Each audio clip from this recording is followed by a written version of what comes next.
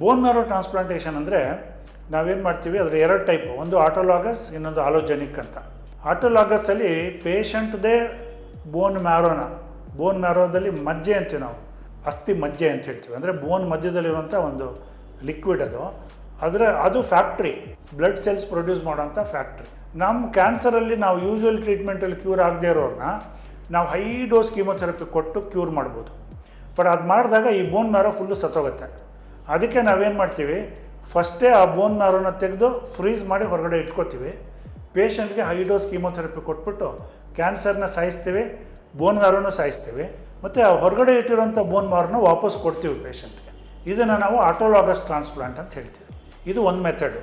ಎರಡನೇ method, patient bone marrow ಚೆನ್ನಾಗಿಲ್ಲದೆ ಇದ್ದರೆ ಅಥವಾ ಅದರಲ್ಲೇ ಕ್ಯಾನ್ಸರ್ ಬಂದುಬಿಟ್ಟಿದ್ರೆ ಆವಾಗ ನಾವು ಇನ್ನೊಬ್ಬರು ಬೋನ್ ಮ್ಯಾರೋ ತೆಗೆದು ಪೇಷಂಟ್ಗೆ ಮ್ಯಾಚ್ ಆಗಿರೋಂಥ ಯಾರಾದರೂ ರಿಲೇಟಿವ್ಸು ಅಥವಾ ರಿಲೇಟಿವ್ಸ್ ಇಲ್ಲದೆ ಇರೋರಿಗೆ ಅಸ್ಥಿ ಮಜ್ಜೆ ತೆಗೆದು ಅದರಿಂದ ಟ್ರಾನ್ಸ್ಪ್ಲಾಂಟ್ ಮಾಡ್ತೀವಿ. ಅದನ್ನು ನಾವು ಆಲೋಜೆನಿಕ್ ಟ್ರಾನ್ಸ್ಪ್ಲಾಂಟೇಷನ್ ಅಂತ ಹೇಳ್ತೀವಿ.